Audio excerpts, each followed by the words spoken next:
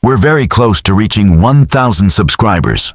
Once we hit 1K subscribers, one lucky subscriber will win the latest Apple MacBook Pro through a random lottery draw. Subscribe now. I was the one who laughed the hardest. I need you to understand that before anything else. Not my cousins, not the neighbors, not the kids who threw rocks at the fence when they were bored.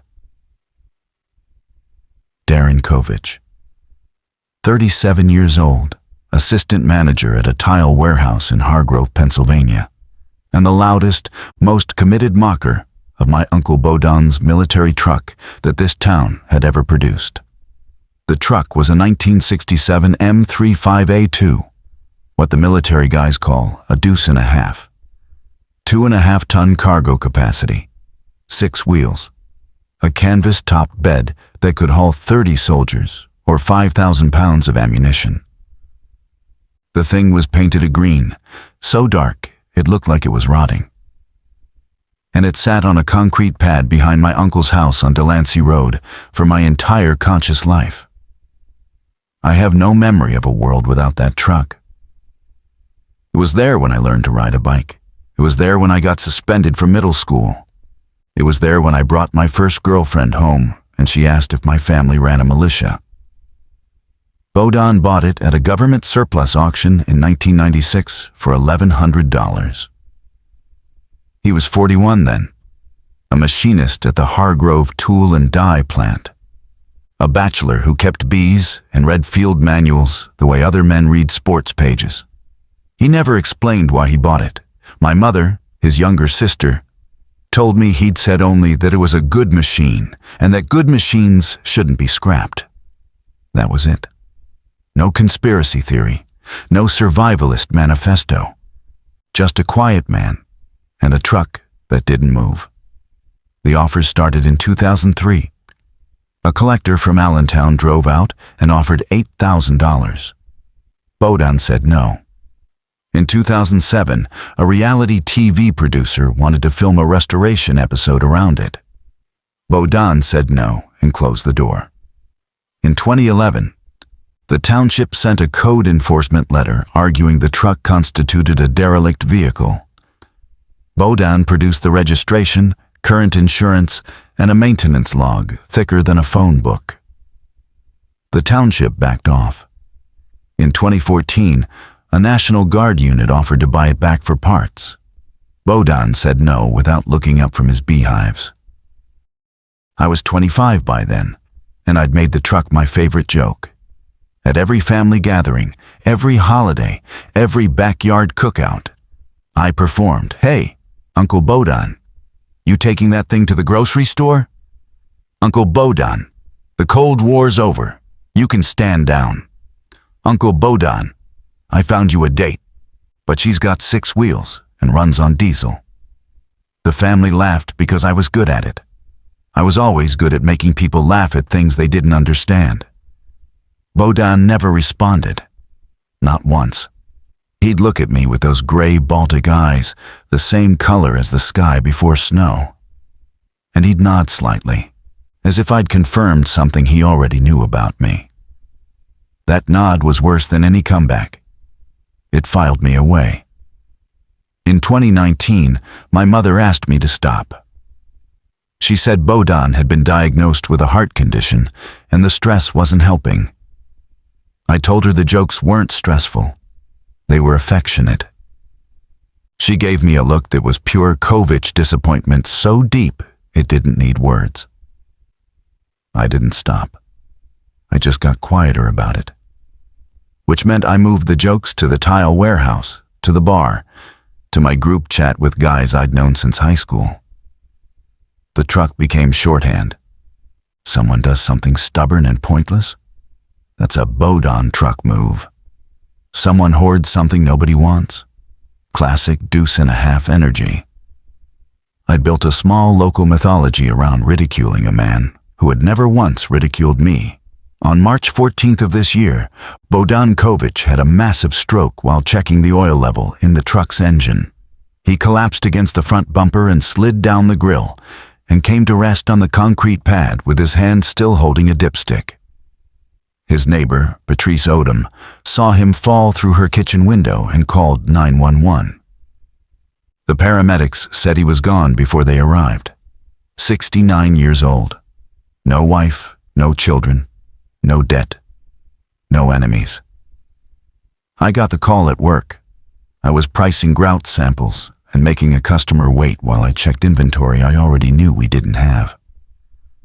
My mother's voice was flat, emptied out, a cup tipped over. "Bohdan's gone," she said. I asked, "Gone where?" She hung up. 2 days later, the first reports came out of Philadelphia. People attacking people in the streets, biting, not stopping when shot in the body, only stopping when shot in the head.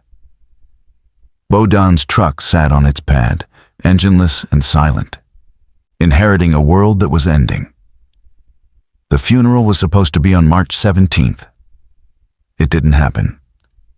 By the 16th, the governor had declared a state of emergency across southeastern Pennsylvania. And by the morning of the 17th, the National Guard had established a cordon around Philadelphia that collapsed before noon.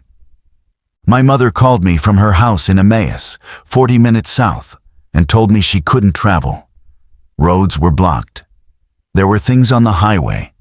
She said things the way you say a word when the real word hasn't been invented yet. I was in Hargrove, 14 miles north of Bohdan's house.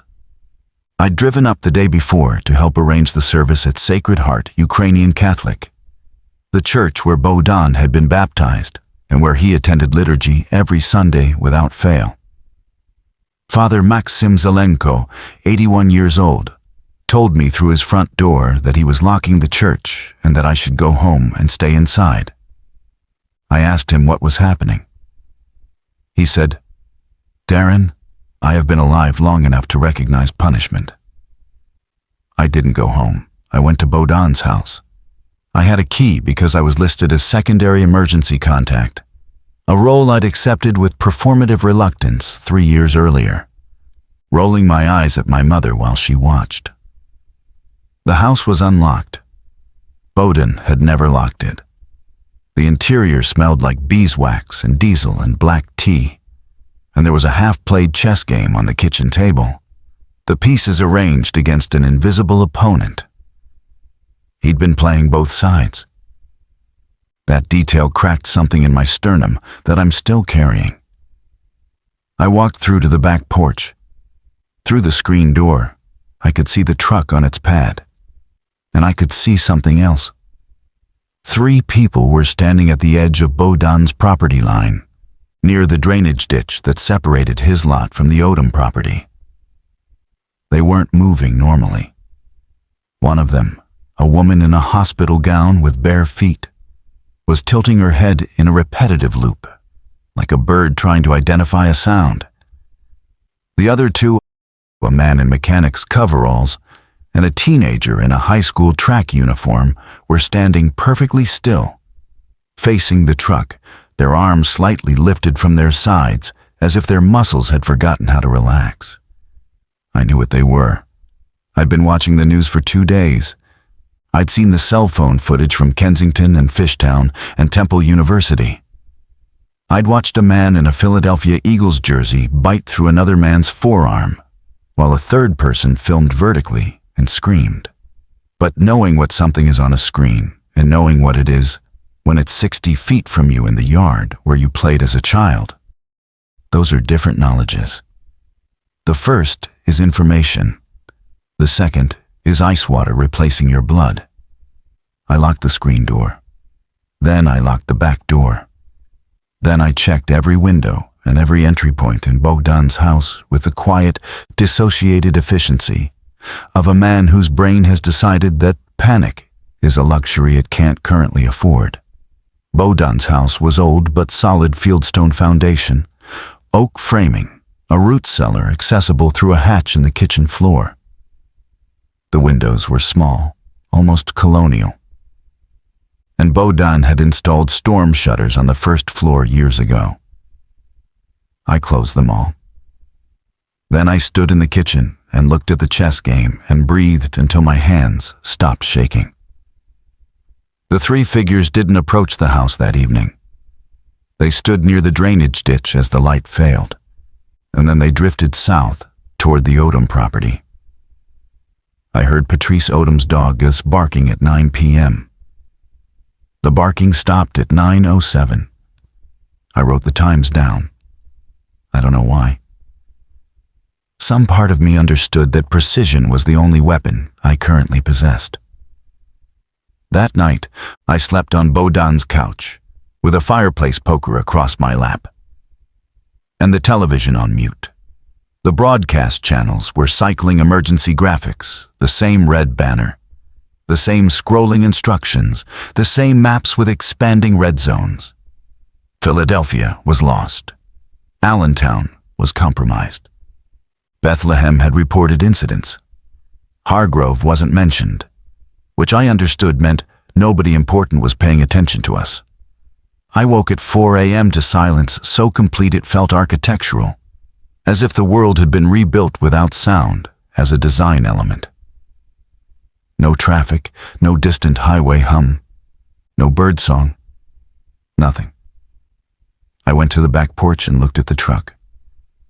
It sat on its pad, massive and inert, a monument to a conviction I'd spent 15 years dismantling in public. And I thought, for the first time, not as a joke, not as a performance, why did he keep it? Bohdan was dead. The truck was mine. I didn't deserve either fact. The will was digital. Bohdan, for all his analog stubbornness, had filed his documents with a lawyer in Nazareth named Oksana Petriv, and she'd emailed me a copy 3 months before his death as part of what she called anticipatory estate communication. I'd saved the email without reading the attachment. I opened it now on my phone, battery at 61%, and read it at the kitchen table while the sun came up gray and reluctant through the shuttered windows. The house, the land, the bees, and the truck were all mine.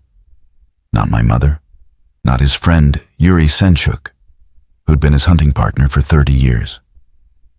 Me, Darren Kovich, named specifically, with a handwritten addendum scanned into the document. Darren will understand the truck last. That is when he will need it most. I read that line 4 times. Then I put the phone down and pressed my palms against my eyes and made a sound I'd never made before.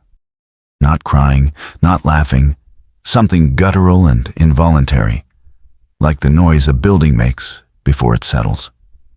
I went outside at 7 a.m. with the fireplace poker and a hunting knife I'd found in Bohdan's bedroom closet. The 3 figures from the previous evening were gone. The yard was empty. Patrice Odom's house was dark, and her dog's chain lay coiled in the grass near its empty stake. I didn't call out. I didn't approach. I walked to the truck. Up close, the M35A2 was both larger and stranger than I remembered. The cab was standard military flat windshield, blackout lights, a split front bumper designed to push debris. But the cargo bed was wrong. Bohdan had modified it extensively. The canvas top was gone, replaced with welded steel panels that formed a rigid enclosure. The rear gate had been redesigned with what looked like industrial water fittings, brass connectors, PVC manifolds, a series of valved outlets I didn't recognize. On the passenger side of the bed, a large cylindrical tank had been bolted to the frame, wrapped in thermal insulation and connected to a network of copper pipes that ran forward into the cab. I climbed up and looked inside the enclosed bed. There were components I couldn't identify, filter housings, UV lamp assemblies, sediment tanks, activated carbon canisters, a hand crank pump mounted to the floor, a solar panel array folded and strapped against the interior wall. And everywhere, labels. Bohdan had labeled everything in his careful block printing in English and Ukrainian. Intake, first stage sediment, carbon filter 3, UV sterilization, output potable, flush cycle valve, backwash drain. The truck was a water purification plant on wheels. I stood in the cargo bed for a long time, surrounded by the evidence of 30 years of secret, patient, uncelebrated engineering, and I understood two things simultaneously.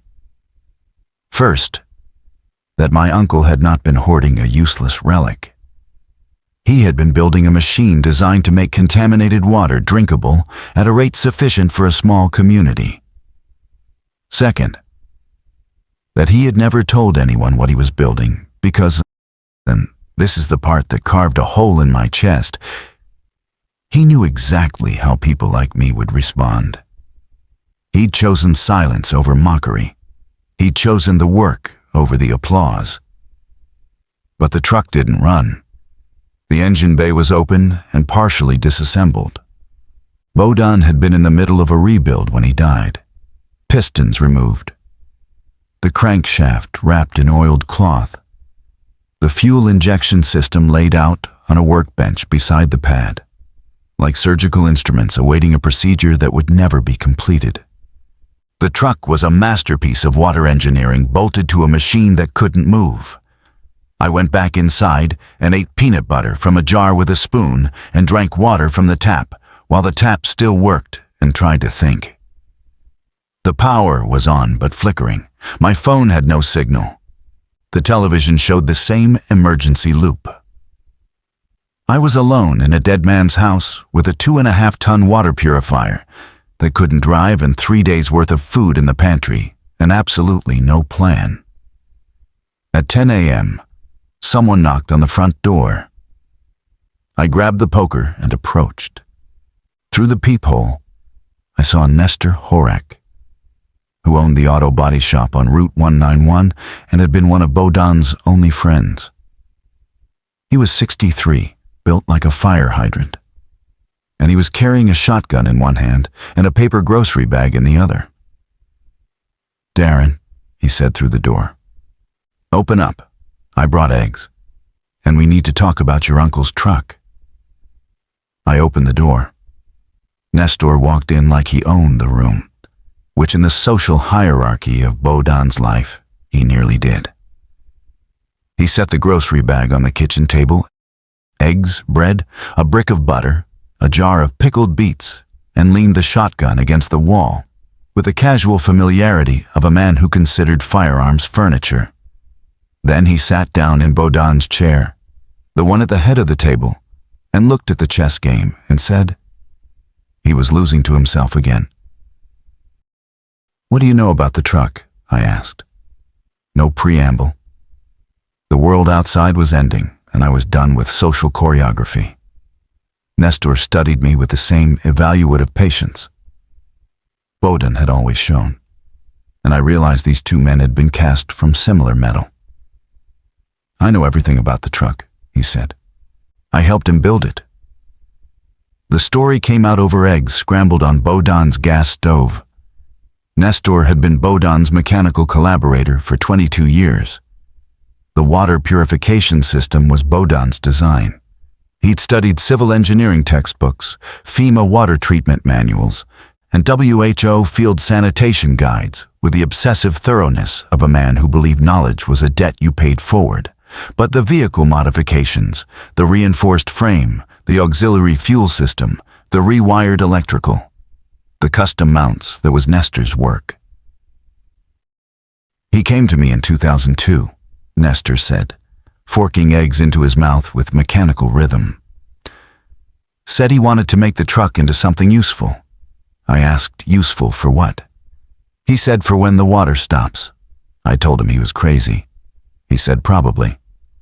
Then he showed me his designs, and I stopped thinking he was crazy and started thinking he was the only sane person I knew. The system, Nestor explained, could process 800 gallons of water per day from any freshwater source, river, creek, pond, even severely contaminated runoff, through a 7-stage filtration and sterilization process. The solar panels powered the UV lamps. The hand pump served as backup, The thermal insulation on the main tank prevented freezing down to -20 Fahrenheit. Bohdan had tested every component individually, hauling water from Monocacy Creek in buckets, running it through each stage, sending samples to a lab in Bethlehem under a false name because he didn't want questions. Why didn't he tell anyone? I asked. Nestor put his fork down and looked at me with an expression I'd later identify as controlled contempt. He tried to tell you, Darren. Every time you asked about the truck, that was his opening. Every time you made a joke instead of asking a real question, you closed it. The silence after that sentence lasted long enough for me to hear my own pulse. The engine, I said, because I needed to talk about something mechanical instead of something true. He was rebuilding it. Multi-fuel conversion, Nestor said. The original ran on diesel, but Bohdan was converting it to run on anything diesel, kerosene, vegetable oil, even filtered waste motor oil. He was about 70% done. The pistons are remachined, the injectors are modified.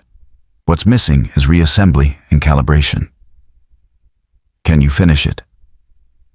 Nestor wiped his mouth with a paper towel and folded it precisely. I can, but it's 3 days of work minimum. And that's if I have my tools and no interruptions. My shop's 1.5 miles away. Roads aren't safe. I saw 4 of those things between my house and here. Infected. I'm not calling them anything yet. I'm calling them a problem. We spent the rest of the morning taking inventory. Bohdan's house had more supplies than I'd expected. The root cellar contained 50 gallons of stored water, canned goods sufficient for 2 weeks, medical supplies, batteries, a hand-crank radio, and a binder labeled Operational Procedures in Bohdan's block print. The binder was the truck's manual, 200 pages of handwritten instructions covering every stage of the purification process, troubleshooting guides, parts lists, and diagrams drawn with a draftsman's precision. In the back of the binder, I found a sealed envelope with my name on it. I put it in my pocket without opening it. I wasn't ready. Nestor noticed. He didn't comment. Instead, he went to the back window and looked at the truck and said, "Your uncle believed that when everything else failed, clean water would be the difference between a community and a graveyard. He spent 30 years making sure this town had a chance. What he couldn't build was someone to drive it." "I can drive," I said. "That's not what he meant," Nestor said. By afternoon, the situation in Hargrove had clarified into something resembling organized despair. The hand-crank radio picked up a regional AM station broadcasting from a transmitter in the Poconos. The announcer, a woman with a voice like dry paper, read updates without emotion. Philadelphia and its suburbs were designated a total loss zone. The military had pulled back to a line running from Reading to Scranton. Hargrove sat 12 miles east of that line in what the announcer called the unserviced corridor, a bureaucratic term meaning nobody is coming for you. The power went out at 2:17 p.m. The kitchen clock stopped, the refrigerator exhaled its last hum, and the house settled into a new acoustic reality. Nestor and I stood in the kitchen and listened to the absence of electricity, which is louder than people think. "We need my tools," Nestor said. "The road's not clear." "Then we make it clear." We left through the back door, Nestor with the shotgun and me with the fireplace poker, which felt increasingly absurd in my hands, a Victorian home defense weapon against a post-civilization threat. Nestor's auto body shop was on Route 191, southeast, past the Methodist Church and the old feed mill. The route took us along Delancey Road for half a mile, then through a residential stretch of ranch houses and split levels that had been Hargrove's idea of suburban expansion in the 1970s. The first 200 yards were empty. The houses stood mute, curtains drawn, some with cars still in driveways. A dog watched us from behind a screened door, too frightened to bark.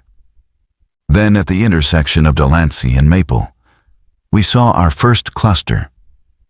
5 of them, standing in the road near an overturned FedEx truck.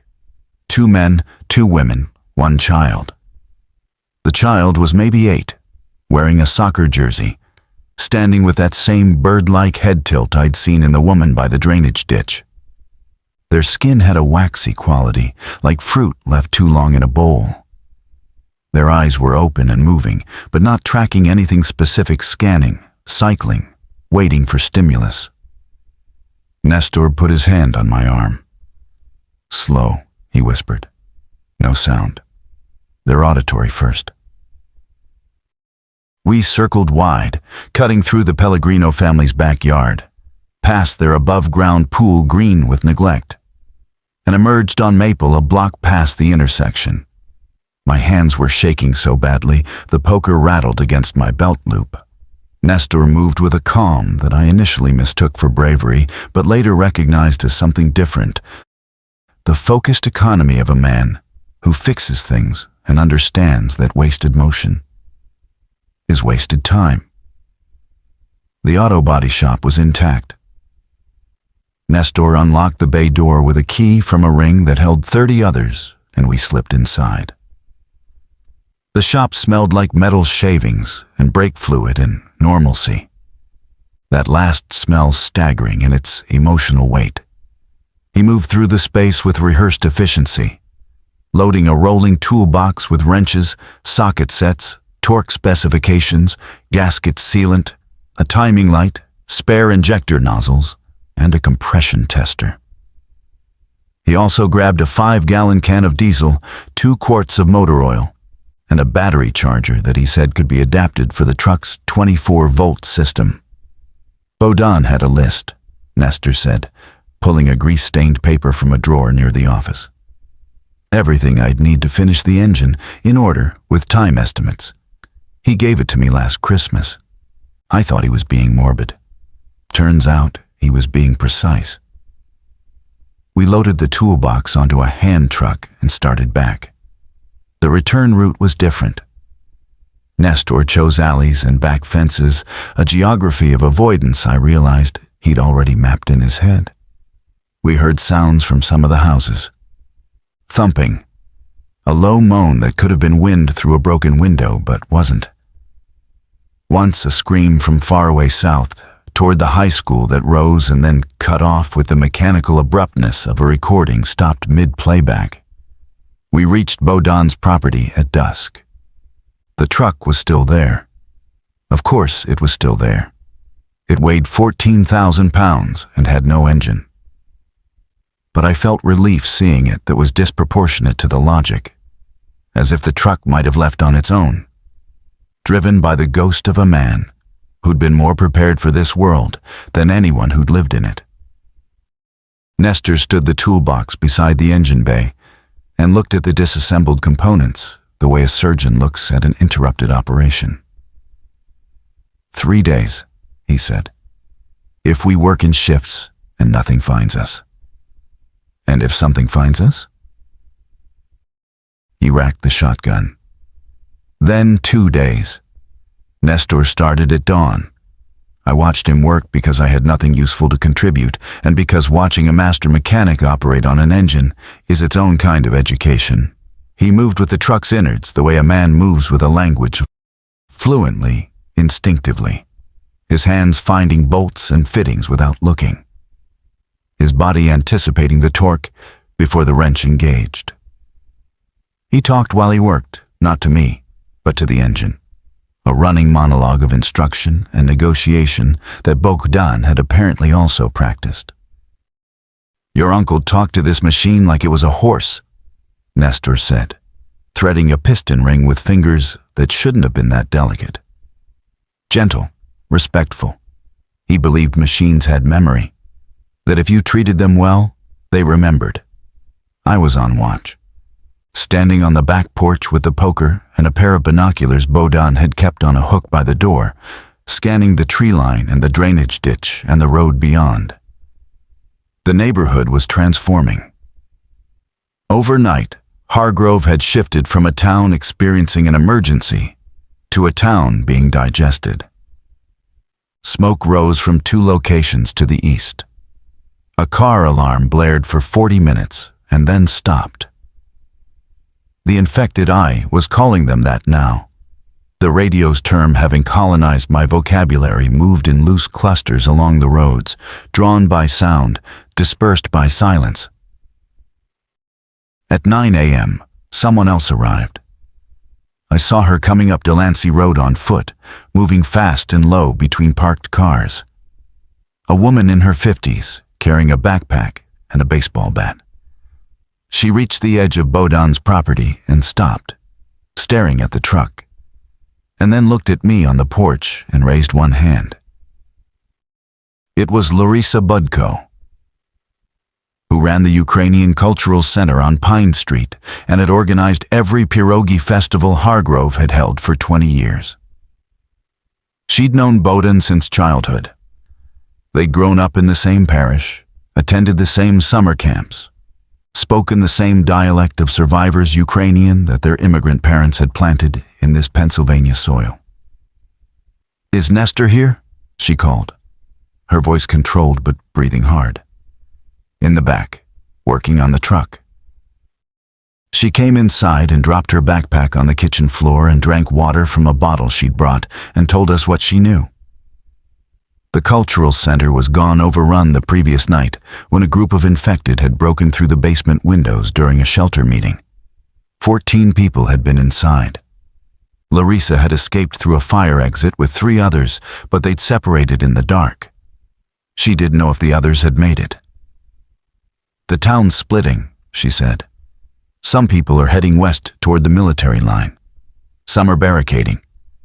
And some—" She stopped, looking at me with an expression I couldn't read. "Some are talking about the truck." "What about it?" "They're saying Bohdan knew, that he'd been preparing for 30 years because he knew this was coming. And some of them are saying something worse." Nestor emerged from the engine bay, wiping his hands on a rag that was already more oil than cloth. "What are they saying, Larisa?" "That Bohdan brought it, that the truck is cursed, that he bought it from a military auction, and it carried something a biological agent, a government experiment, something sealed in the frame. They're saying the outbreak started because Bohdan kept the truck instead of letting the military destroy it." The kitchen was silent, except for the ticking of a cooling pipe in the wall. "That's insane," I said. "Of course it's insane," Larisa said. "But insane travels fast when people are frightened. Grieving Drozy has been going door to door telling people Bohdan was a government plant. Milasenko told her prayer group that the truck is a vessel for demonic contamination. By tonight, half the town will believe it." I looked at Nestor. His face had hardened into something geological, patience compressed into stone. "Let them talk," he said. "The engine won't care about rumors." But I cared, because I understood, with the precision of a man who had spent 15 years crafting and distributing a false narrative about Darren Kovich, exactly how this worked. I had taught Hargrove that the truck was a joke. I had provided the rhetorical foundation. Every punchline I'd delivered, every dismissal I'd performed, every eye roll I'd choreographed it, had all laid the groundwork for this. When you train a town to laugh at something, the laughter doesn't disappear when the crisis comes. It mutates. It becomes suspicion, then fear, then blame. The superstition spreading through Hargrove was my comedy routine in a different costume. Day 2. Nestor worked. Larisa organized. I guarded and I thought. And the thinking was worse than the guarding. Nestor had the crankshaft reinstalled by noon. The pistons followed, each one seated and torqued to the specifications Bohdan had written on the grease-stained list. The man worked with a relentlessness that bordered on devotional, pausing only to eat and to stretch his back, which cracked with the sound of a branch giving way. Larissa had taken over the house's interior, inventorying supplies, establishing a water rationing schedule, mapping the nearest freshwater sources using a topographic map she'd found in Bohdan's study.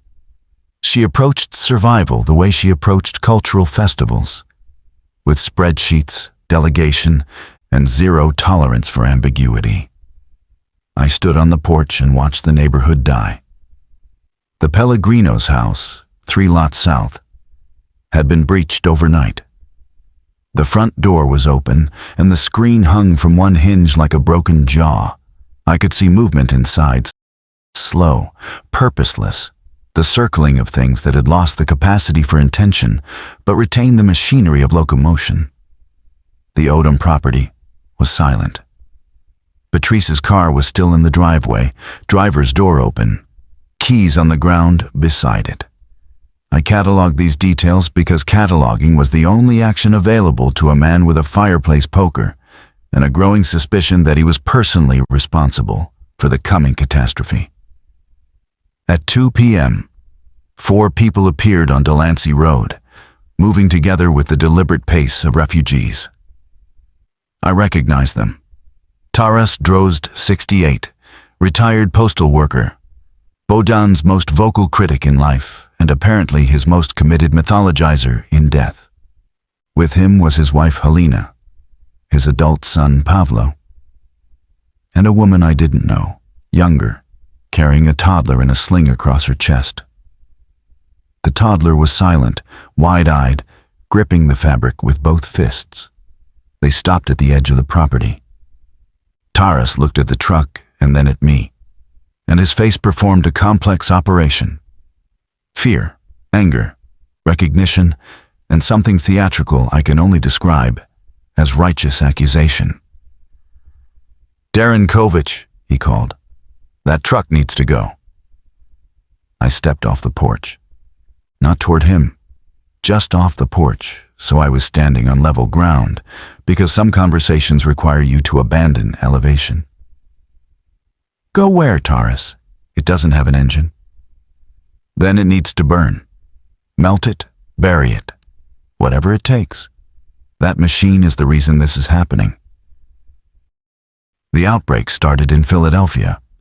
Bohdan's truck has been sitting on this pad for 30 years. Exactly. 30 years of whatever was sealed inside leaking into the ground, into the water, into the air. Bohdan knew. He was guarding it. Now he's dead and it's loose. The woman with the toddler, I'd later learn her name, was Zoya Marchuk. She'd moved to Hargrove from Kiev only 2 years prior, looked at Taras with visible discomfort. But she said nothing. When you're holding a child in the world that's eating itself, you don't argue with the loudest voice. You stand behind it.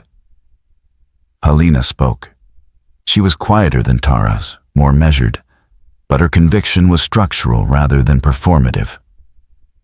"Bohdan was a good man," she said, "but good men can carry bad things without knowing. The truck was military. Who knows what they transported in it before he bought it? Chemical weapons, biological samples, experimental things." Nestor appeared from behind the truck, wrench in hand, face streaked with grease. "The truck hauled ammunition and tents during Vietnam," he said flatly. "It was decommissioned in 1989 and sat in a surplus lot in Maryland for 7 years before Bohdan bought it.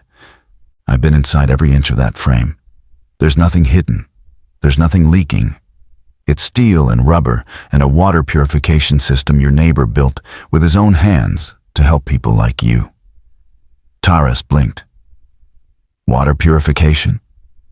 800 gallons a day, from any freshwater source, clean enough to drink.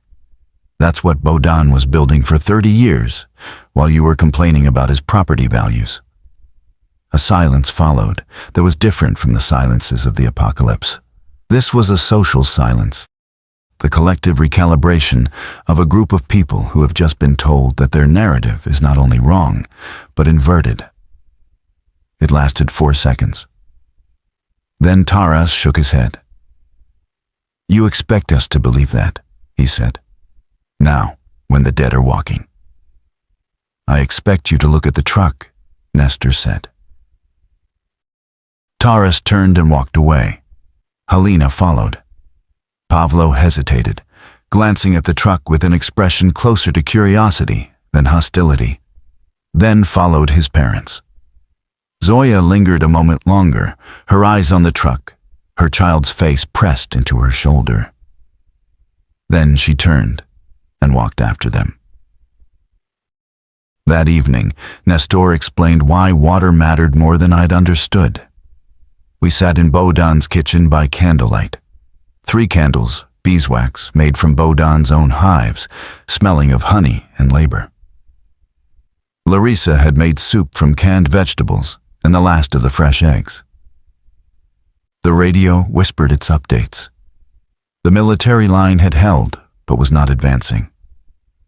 Refugee corridors were established on Interstate 78 and 80. Hargrove was not mentioned. We were in the gap. The power's gone, Nestor said, tearing bread and speaking with the unhurried cadence of a man who had been thinking about this for years.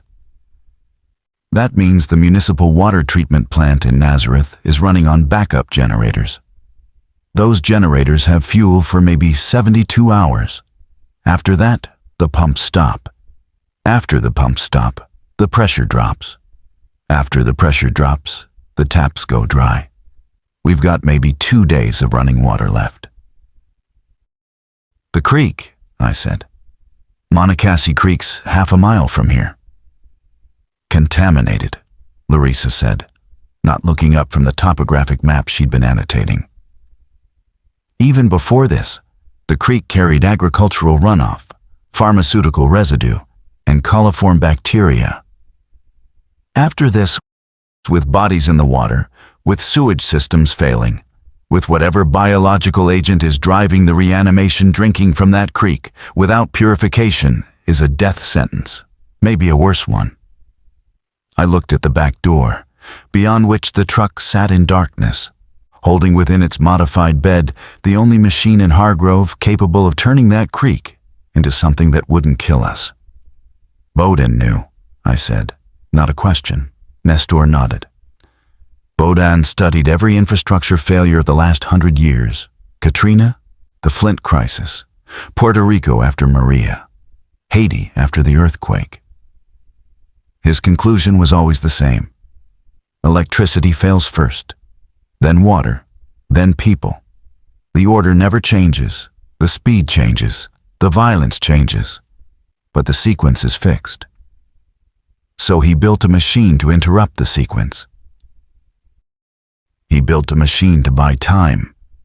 Clean water doesn't save the world. It gives the world enough functioning brains and healthy bodies to save itself. I reached into my pocket and pulled out the sealed envelope. My name in Bohdan's block letters. I'd been carrying it for 2 days like a grenade I was afraid to arm. I opened it now because the conversation had reached the point where avoidance felt more dangerous than knowledge. The letter was short. Bohdan's handwriting was precise, each letter formed with the mechanical care of a man who believed that legibility was a form of respect. Darren, you are reading this because I am gone and the truck is yours. You will want to understand why I left it to you instead of Nestor or Larissa or someone who respected what I built. The answer is simple. They already believe. You are the one who needs to learn. The truck is not a machine, it is a question. What do you do when the thing you mocked turns out to be the thing that matters? I don't need you to feel guilty. I need you to finish the work. The engine needs assembly. Nestor has the skills. You have the voice. Use it differently this time. Bohdan. I put the letter on the table. Larissa read it without picking it up, her eyes tracking the lines with the focused reverence of someone reading scripture. Nestor didn't read it at all. He'd been looking at me instead, waiting for my reaction the way a mechanic waits for an engine to turn over. Listening for the catch, the ignition, The first sign that something dead was beginning to function. "He knew you'd mock him forever," Nestor said quietly. "He forgave you before you earned it. That's not something I could have done." "I don't deserve this truck." "That's correct. But deserving has never been the price of admission. Need is." I folded the letter and put it back in my pocket and stood up and walked to the back porch and stood in the dark and looked at the truck and talked to it, the way Bohdan apparently had for 30 years. I told it I was sorry. I told it I was frightened. I told it I didn't know what I was doing. The truck said nothing back because it was steel and copper and glass and the accumulated labor of a man who had been wiser than me in every dimension. But standing there, speaking to a machine that held a dead man's answer to a question the living hadn't thought to ask, I felt something shift. Not redemption, something preliminary to redemption. A willingness to be wrong loudly enough that the wrongness itself became useful. Day 3. Nestor said the engine would be ready by evening. I believed him because disbelief was a luxury that had expired alongside the electrical grid. The morning brought 2 developments. First, the water pressure dropped. When I turned the kitchen tap at 6 a.m., what came out was a thinning stream that sputtered and coughed and carried a faint brown tint that made my stomach clench. The municipal system was failing exactly on Nestor's timeline. Larissa filled every available container, pots, bottles, Bohdan's 5-gallon water jugs, the bathtub working with the grim efficiency of someone harvesting the last of a dying crop. Second, the superstition had organized. Taras Drozd had spent the night consolidating. He'd gathered 17 people at the Hargrove fire station, 6 blocks north, and declared the truck a public threat. I learned this from an unlikely source, Pavlo Drozd himself, who appeared at Bohdan's back fence at 7 a.m. alone, looking like a man caught between 2 gravities. Pavlo was 31, a high school science teacher, and the temperamental inverse of his father. Where Taras performed conviction, Pavlo harbored doubt. Where Taras amplified fear, Pavlo suppressed it into a visible tension that lived in his jaw and his shoulders and his habit of pressing his thumb against his index finger in a continuous, metronomic loop. "My father's planning to come back with people," Pavlo said through the fence. "He wants to destroy the truck." "On what basis?" "On the basis that he's scared, and he's found a story that makes the fear someone else's fault. He doesn't need a rational basis. He's got a crowd." Larissa came out and stood beside me. "How many?" 17, maybe 20 by now. Nadia Kolesnik joined. The Fisenko brothers. Old Mrs. Tkachenko, though I think she just wanted to be near other people. Some of them believe the truck theory. Most of them just want to do something, anything, to feel like they have agency. I understood that with painful clarity.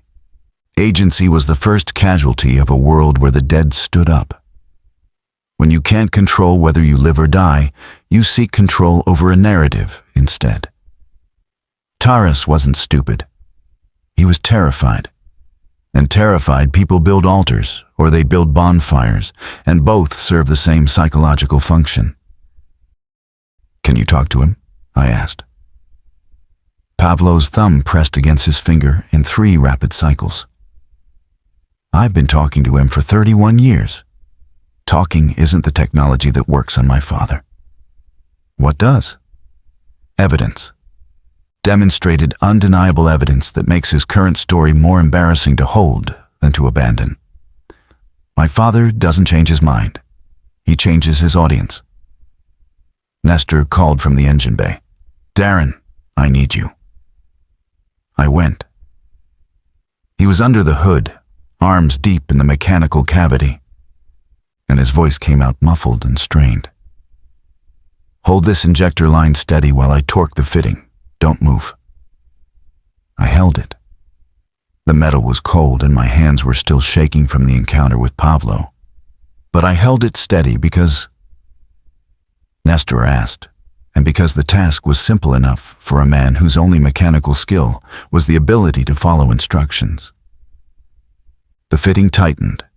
The line held. Nestor emerged, inspected, nodded.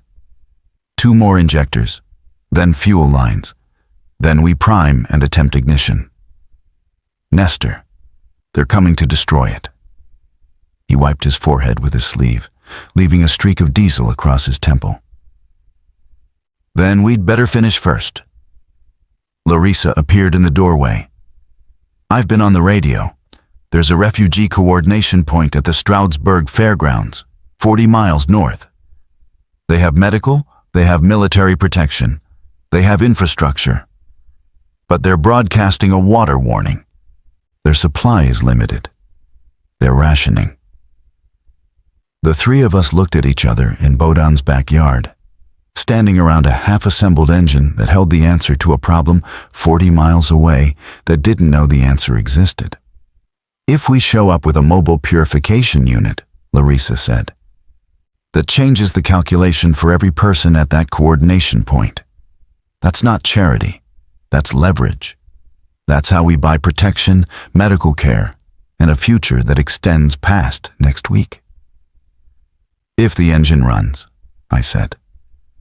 Nestor turned back to the engine bay. Hold the next injector line. I held it. Behind us, Pavlo Drozd still stood at the fence, watching, his thumb cycling against his finger. He hadn't left. Pavlo, I called, you any good with a wrench? He climbed the fence. The engine caught at 4:47 p.m. on the 3rd day. Not with a roar, with a cough, a shudder, a sound like a giant clearing its throat after decades of silence. Nestor stood at the open hood, his hand on the throttle cable, his face unreadable. The multi-stroke diesel fired unevenly, then found its rhythm. Each cylinder joining the chorus until the M35A2's engine bay hummed with a vibration I could feel through the soles of my boots on the concrete pad. Nobody spoke for a full 10 seconds. We just listened. Nestor, Larissa, Pavlo, and me standing around a machine that a dead man had promised would matter, hearing the proof. Then Nestor killed the engine. The silence that followed was different from the silence that had preceded it. Before, absence. After, potential. The truck could run. The truck could move. The rest was human. We need fuel, Nestor said. The diesel in the tank is old. I drained what Bohdan had and replaced it with the 5 gallons from my shop. But that gives us maybe 20 miles. We need at least 30 gallons to reach Stroudsburg with a margin. The gas station on Route 191, Pavlo said. Wisniewski's. He had underground tanks, diesel pump. If the power's out, we'd need to gravity feed or hand pump from the ground level port. Can we get there? Pavlo pulled out his phone dead, but he had a paper map he'd taken from his father's fire station supplies. The route to Wisniewski's was 4 blocks south and 2 blocks east, through the densest residential area of Hargrove. We'd crossed directly through the infection corridor that had consumed the south side of town over the past 2 days. I'll go, I said. Nestor shook his head. You don't go alone. Nestor, you're the only one who can calibrate the engine. If something happens to you on a fuel run, the truck doesn't matter. And if something happens to you, then you drive the truck yourself, and Larissa reads the purification manual, and this town gets clean water from someone more competent than me. Nestor looked like he wanted to argue. Larissa looked like she was calculating the statistical risk of each option. Pavlo looked at the ground and pressed his thumb against his finger. I'll go with him, Pavlo said. I know the route. I know where they cluster. And if my father asks what side I chose, I'd rather it be a side that was doing something mechanical instead of something superstitious. We left at 5:15 p.m. with 2 empty 5-gallon jerry cans each, the shotgun for Pavlo, Nestor insisted, handing it over with visible reluctance, and the fireplace poker for me. We also carried a hand-operated siphon pump that Nestor had in his toolkit and a 3-foot length of rubber hose. The route south was a geography of ruin that I'm going to describe once and then never revisit, because the mind protects itself by refusing to make some memories permanent. Houses with doors open, a bicycle lying across a sidewalk with a shoe still caught in the pedal cage. A dark shape in a second-floor window, pressing against the glass with a slow, rhythmic insistence, like a moth that had forgotten the meaning of light. The smell was already changing, a sweet, mineral thickness in the air that coated the back of my throat and tasted like copper and spoiled fruit. We moved in silence, communicating with hand signals that Pavlo had apparently learned from a wilderness survival course he'd taken as a scout leader. He was better at this than me. He was better at most things than me, and the awareness of that was useful rather than humiliating. Because in a collapsing world, the ego's job is to step aside and let competence lead. Wisniewski's gas station was intact but abandoned. The pumps were dead, no power, as expected. But the ground-level access port for the underground diesel tank was padlocked, with a lock that Pavlo broke in one swing of the shotgun butt. We fed the siphon hose down into the tank and pumped, the diesel rising in dark, oily gulps into the jerry cans. The smell was overwhelming and beautiful. The smell of locomotion, of departure, of a machine's hunger being answered. We filled all 4 cans, 20 gallons. Not enough, but a start. Then Pavlo tapped my shoulder and pointed east, toward the intersection of Route 191 and Birch Lane. A crowd was forming. Not infected, living people, 20, maybe 25, carrying improvised weapons, flashlights, and at the center of the group, a kerosene torch that threw orange light across the pavement. Taras Drost was leading them, and they were heading toward Delancey Road. We ran. Not tactically, not carefully. We ran like men carrying 40 pounds of diesel, each through streets that contained both the reanimated dead and the frighteningly sow. And the question of which was more dangerous had stopped being rhetorical. We reached Bohdan's house 6 minutes before the crowd. Nestor met us at the back gate, took one look at our faces, and started pouring diesel into the truck's tank before we'd caught our breath. Larissa was on the porch, binoculars up, tracking the torch's approach along Delancey Road. 23 people, she reported. Taras in front. The Fizenko brothers flanking. Nadia Kolesnik with what appears to be a ceremonial crucifix. The rest are followers' scared faces, no weapons, no conviction, just proximity. They're going to burn the truck, Pavlo said, leaning against the fence, chest heaving. They're going to try, Nestor said. I stepped off the porch. Larissa called after me. Nestor dropped the fuel can and grabbed my arm. I looked at his hand on my sleeve and said, "This is what Bohdan left me for, not the truck, this." He let go. I walked around the house to the front yard. The crowd was 50 yards away, moving with the deliberate pace of people who have given their fear a purpose and are marching toward its fulfillment. The torchlight painted their faces in shades of amber and shadow. And every face held the same expression, not hatred, not fury, but the grim relief of people who have found something to destroy and therefore something to control. Taras saw me and stopped. The crowd accordion compressed behind him, individual bodies jostling into a mass that swayed like a single organism. In the torchlight, I could see specific faces. Nadia Kolesnik, holding a wooden cross above her head as if warding off evil. The Fizenko brothers, Ole and Roman, both big men, both carrying sledgehammers from their father's construction company. Old Mrs. Tkachenko, who should not have been out at all, being supported by a teenage girl I didn't recognize. And Zoya Marchuk, the woman from Kiev, standing at the back of the crowd with her toddler pressed against her chest and an expression of profound ambivalence on her face. "Taras," I said. My voice carried in the dead world silence with a clarity I hadn't expected. "I need to tell you something." "Move aside, Darren. We're doing what should have been done years ago. The truck is a water purifier. We know what you're claiming. I'm not claiming anything. I'm going to show you. But first, I need to tell you something else. And it's not about the truck." I took a breath.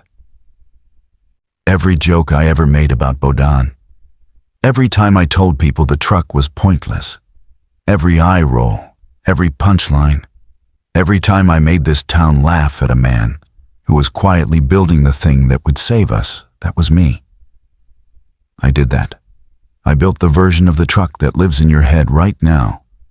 The cursed version, the contaminated version. I'm the reason you believe what you believe, because I spent 15 years making sure nobody took Bohdan seriously. Silence. The torch hissed. "The truck didn't cause the outbreak, Taras. My mouth did. Not literally. I didn't start a plague. But I started the story that my uncle was a fool. And that story is what's standing between this town and its water supply in 72 hours. Taras stared at me. Behind him, the crowd shifted, individual bodies beginning to differentiate from the mass as the collective certainty fractured into personal recalculation. "Come look at the truck," I said. "Bring everyone. Nestor will explain every component. Larissa has the operations manual. And if you still want to destroy it after you've seen what Bohdan built, I won't stop you. But look first. That's all I'm asking. You owe Bohdan a look." The moment stretched. Taras's face worked through calculations I couldn't follow: pride, fear, the social mathematics of backing down in front of 22 people he'd led here on conviction alone. His wife Helena put a hand on his arm. Not restraining, steadying. Ole Fisenko lowered his sledgehammer. It was a small movement, the head dropping 6 inches toward the ground. But in crowd dynamics, small movements propagate. Roman lowered his. Nadia lowered the crucifix to chest height. The teenage girl supporting Mrs. Tkachenko shifted her weight, already turning. Zoya Marchuk walked forward from the back of the crowd, past Taras, past me, and around the side of the house. I heard her footsteps on the gravel, then stop. Then, from the backyard, her voice. It says output potable, in Ukrainian. She was reading Bohdan's labels. They came around one by one. Not as a crowd anymore, as individuals, each making a separate decision to walk the gravel path along Bohdan's house and stand in the backyard and look at the truck. Nestor stood on the running board and explained each system with the methodical patience of a man who understood that technical clarity was the antidote to mystical thinking. He described the 7 stages of filtration. He pointed to each component and named its function. He invited people to touch the UV lamp housings, to examine the sediment filters, to read the labels Bohdan had written in his block letter bilingual script.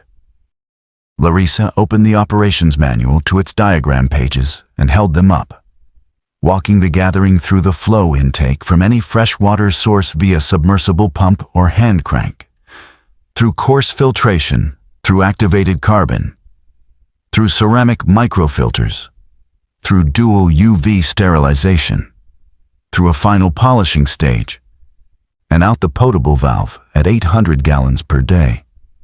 I watched the faces change. Not all at once, not uniformly. But the shift was visible, the same set of features that had been arranged around fear rearranging, around comprehension. Some people asked questions. How long do the filters last? 2,000 gallons per stage, with spare cartridges stored in a compartment under the bed. What powers the UV lamps? The solar panel array. Foldable, producing 400 watts in full sunlight, with a 24-volt battery bank for nighttime or overcast operation. How did he test it? Lab-verified results, documented in the manual's appendix. Water samples taken from Monocacy Creek and tested before and after processing Bohdan had included the lab certificates, and the numbers were clean. Taras did not ask questions.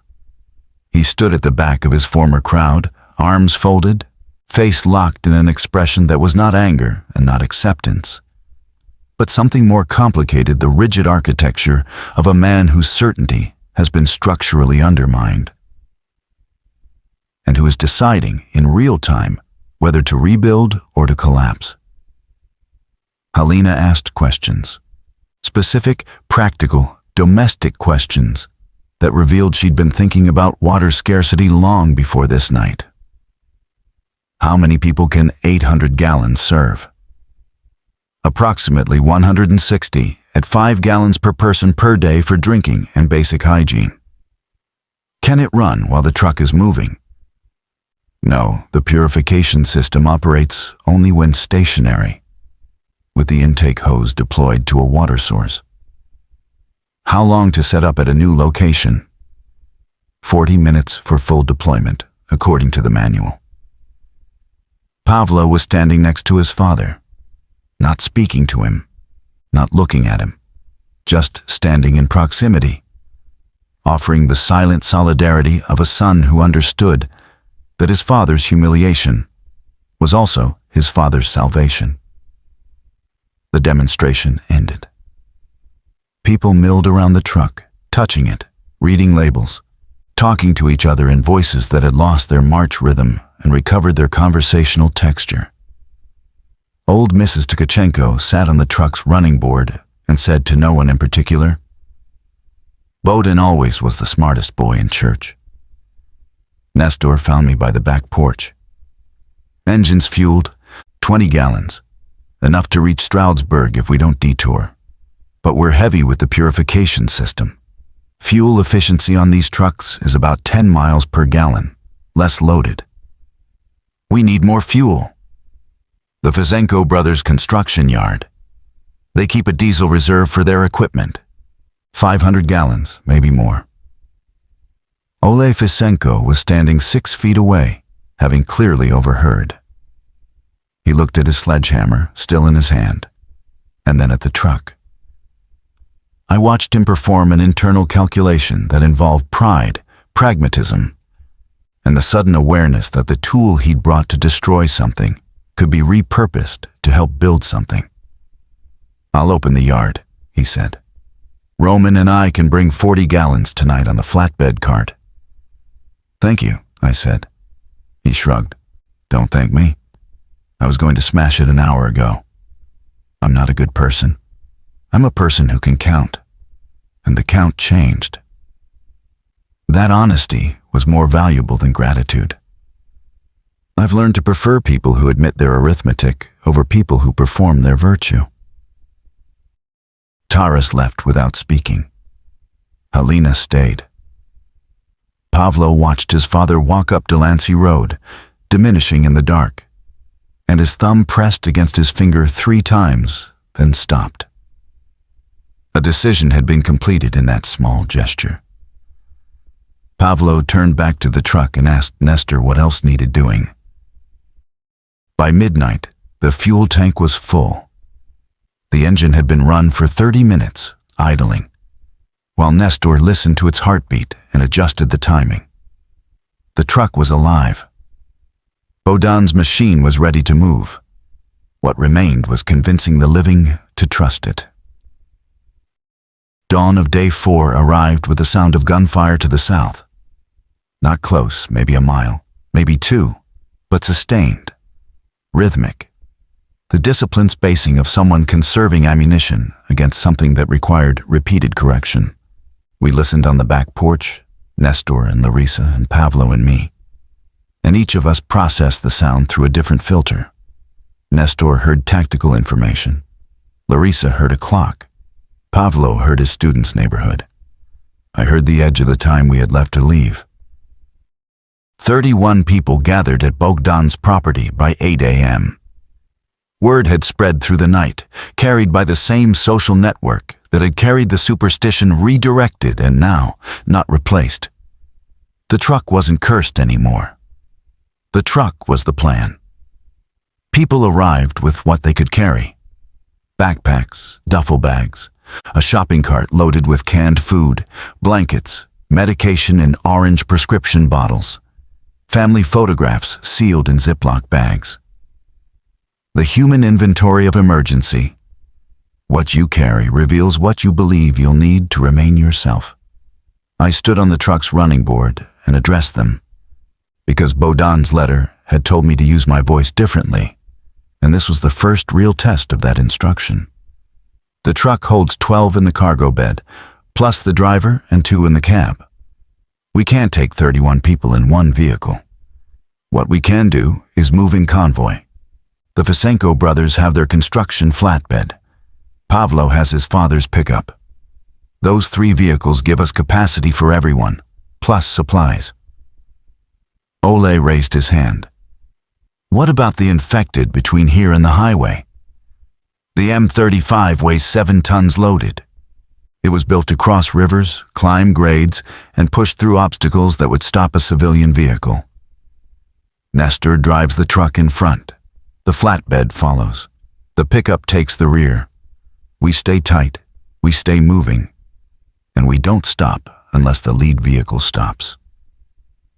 And the route? Larissa unfolded the topographic map on the truck's tailgate. She'd marked the route in red pen Delancey Road north to Route 33, then 33 to Route 209, then 209 north through the Delaware Water Gap to Stroudsburg. 41 miles. The first 5 miles, through Hargrove, were the danger zone. After that, the road opened into rural stretches, where population density, and therefore infected density, dropped significantly. Nestor had spent the early morning modifying the truck's front bumper, welding a steel push bar from angle iron he'd found in Bohdan's workshop. "This isn't a weapon," he said when people stared at it. "It's a broom. Anything in the road gets pushed aside. We don't stop. We don't swerve.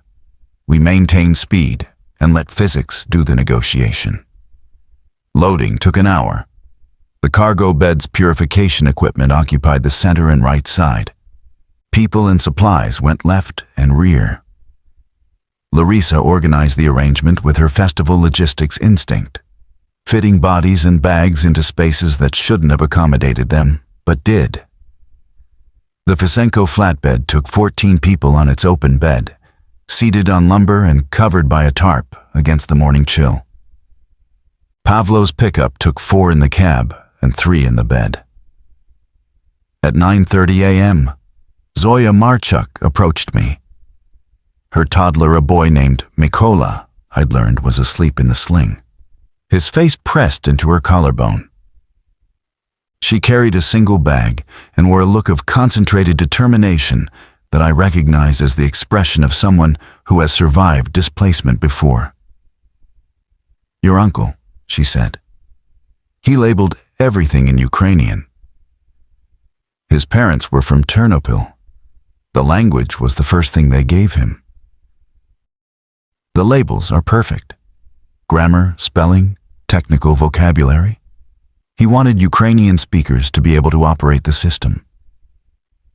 I hadn't thought about that. Bohdan, who'd never traveled to Ukraine, who'd learned the language in a kitchen in Pennsylvania from parents who carried it across an ocean, had built his machine to speak in 2 tongues, as if he'd known that the people who needed clean water most urgently would come from everywhere, in every language, and that a label in the mother tongue was a form of trust no technical manual could replicate. "He was a generous man," Zoya said. "He was better than I made him sound." She nodded, not in forgiveness, but in acknowledgement. the distinction mattered. Forgiveness would come later, or not at all. Acknowledgement was sufficient for the road ahead. Nestor climbed into the cab. The M35's engine turned over on the first try, a deep, resonant diesel throb that vibrated through the frame and into the ground and up through the feet of every person standing nearby. I felt it in my chest. Not the engine, the fact of it. The 30-year accumulation of one man's quiet conviction becoming kinetic. Asunder rode in the cab's middle seat, between Nestor at the wheel and Larissa navigating with the map on her knees. The cab smelled like Bohdan diesel and beeswax, the scent baked into the vinyl by decades of proximity. Through the flat windshield, Delancey Road unrolled before us in early morning light. And the world was both beautiful and terminated, spring arriving into a landscape that could no longer appreciate its own flowering. Nestor drove the way he did everything, with calibrated force and zero wasted motion.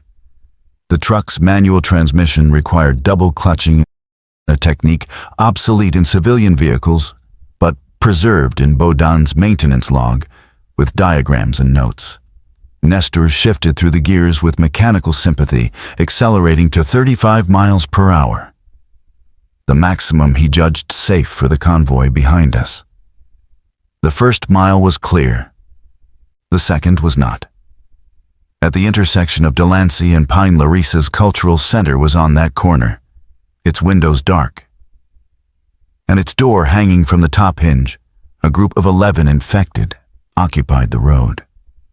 They were standing in a loose cluster, facing various directions, their bodies exhibiting the range of deterioration that I was learning to read as a crude timeline. Fresh infected stood upright, moved fluidly, reacted quickly. Older ones listed, shuffled, their motor coordination degrading as whatever process drove them consumed the neural infrastructure it depended on. This group was mixed. 3 fresh, 8 degraded. The fresh ones turned toward the engine noise with alarming speed. Nestor didn't slow down. The push bar contacted the first body with a sound I won't describe, and a physical sensation transmitted through the frame that I'll never stop feeling. The truck didn't deviate, didn't shudder. 7 tons of American military engineering moving at 35 miles per hour through obstacles that weighed between 90 and 200 pounds each. The math was inhuman and inarguable. Larissa looked straight ahead. Her jaw was set and her hands were flat on the map, and she breathed through her nose in a controlled rhythm that I recognized as a technique for preventing the body from reacting to what the eyes were reporting. I gripped the dashboard and kept my own eyes on the road beyond, because forward was the only direction that contained survival. We cleared Hargrove's town limits at 9:48 a.m. Behind us, the Vasenko flatbed and Pavlo's pickup followed through the corridor the truck had opened. In the side mirror, I could see people on the flatbed, faces white, hands gripping the lumbar seating, eyes wide. Not panicked, processed. The look of people who have absorbed a new reality and are metabolizing it in real time. Route 33 northbound was a revelation. Open road. 2 lanes, shouldered, climbing gently into the ridges that separated the Lehigh Valley from the Poconos. The infected presence was sparse here.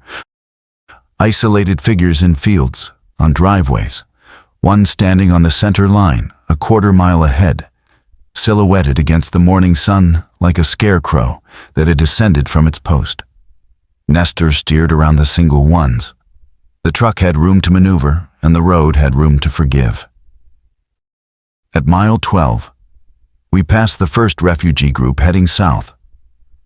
A family of 5 in a station wagon, packed to the roof, moving fast in the wrong direction. The driver honked as we passed, a long, desperate blast that could have meant help or turn around, or simply, we are here, we exist, acknowledge us.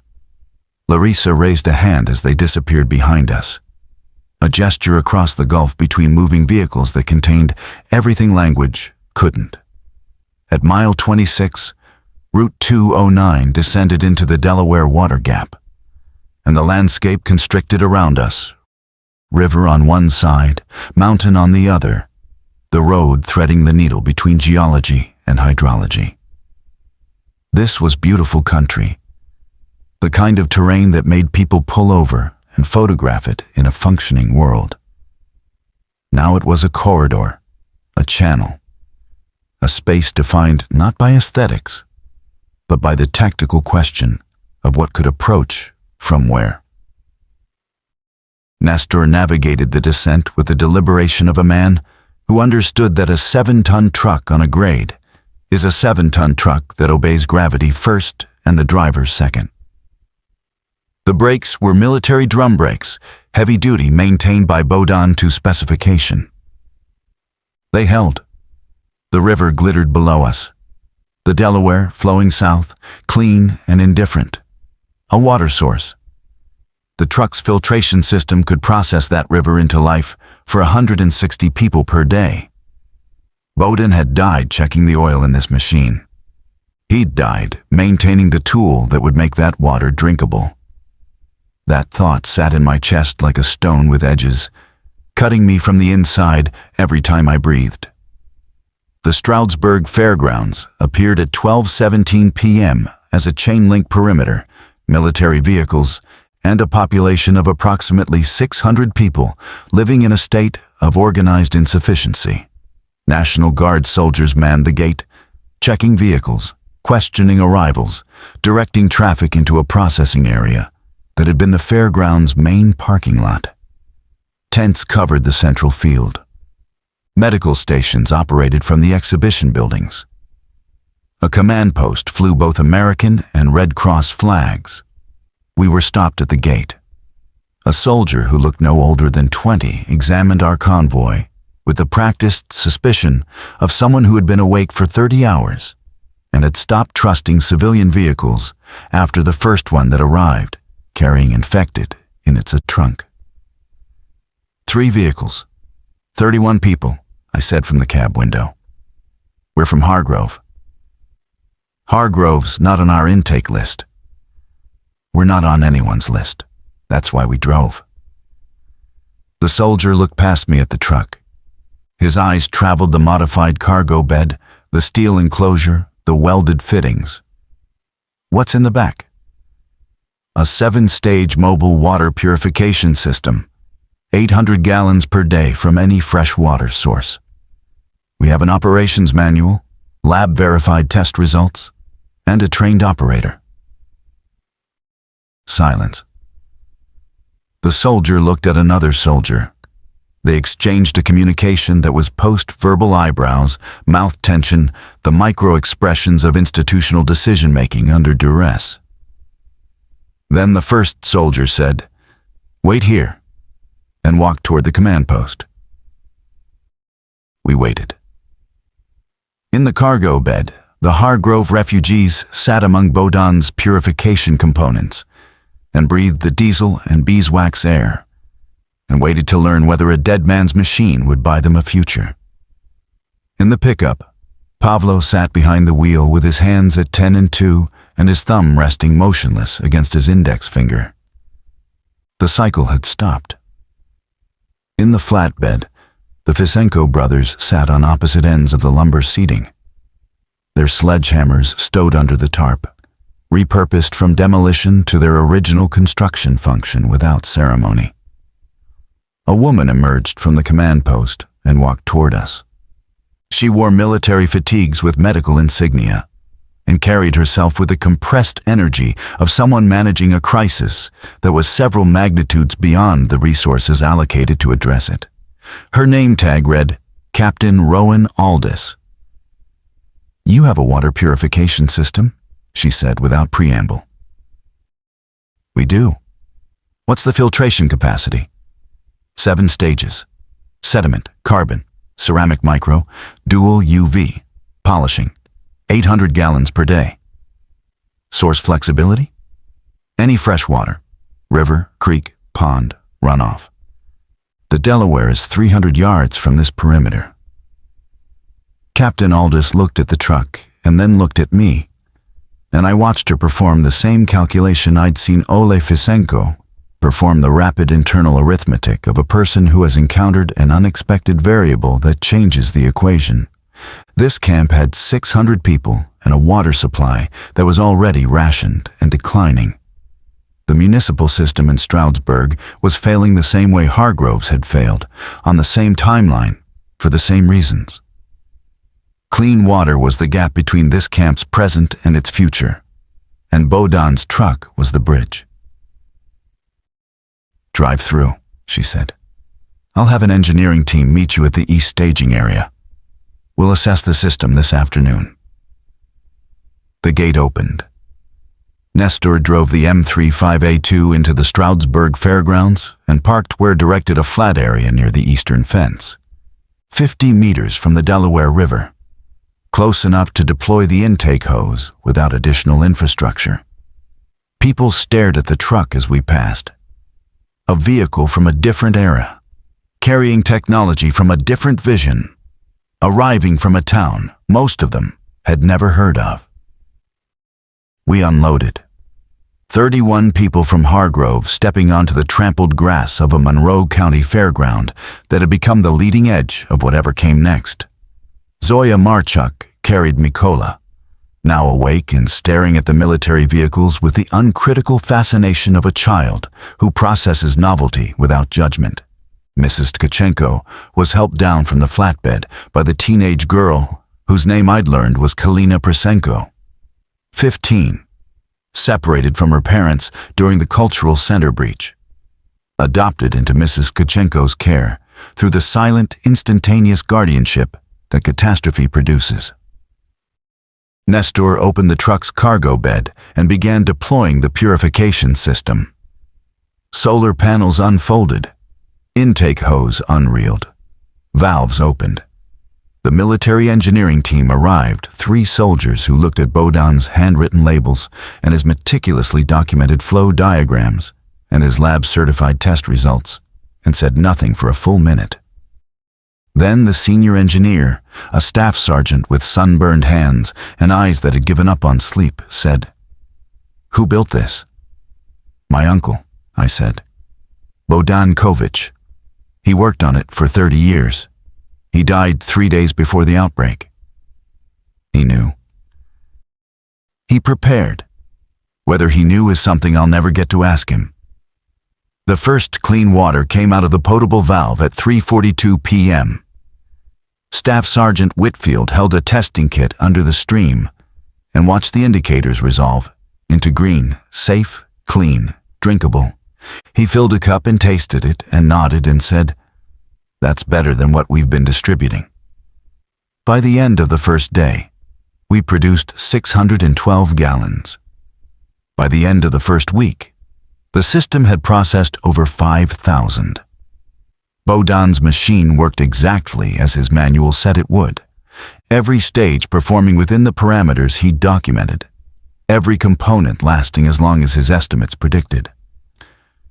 The man had been meticulous in his preparation and generous in his engineering, and neither quality had been visible to anyone who wasn't willing to look past the joke I'd made of him. I drive the truck now. Nestor taught me the double clutching and the throttle sensitivity, and the art of listening to a diesel engine for the subtle variations that precede trouble. I drive it to the river each morning and deploy the intake and monitor the stages and fill the storage tanks and distribute the water. It is not dramatic work. It is not redemption in any cinematic sense. It is labor, repeated, necessary, and as close to prayer as I will ever come. Bohdan's letter stays in my pocket. The paper is soft now from handling, the crease is permanent, the ink slightly faded. You have the voice. Use it differently this time. I think about what differently means. I think it means that the loudest thing a person can do is build something quietly for 30 years and trust that the noise will matter less than the water. I was the loudmouth. He was the engineer. The truck was his sentence, and I am still learning to read it.